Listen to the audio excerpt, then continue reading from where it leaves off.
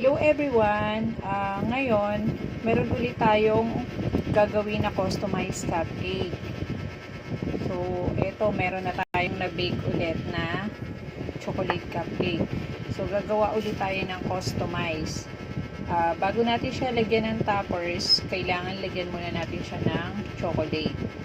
So, ganito yung ginagawa ko. Bago ko siya lagyan ng customized na toppers. Ang gagawin nga pala nating toppers ay fondant. So, yan. Lagyan lang muna natin siya ng ating chocolate sa ibabaw.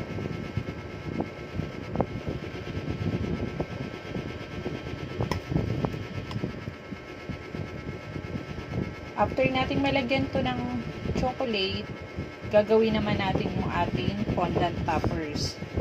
So, samahan nyo ko guys sa aking next video. Thank you!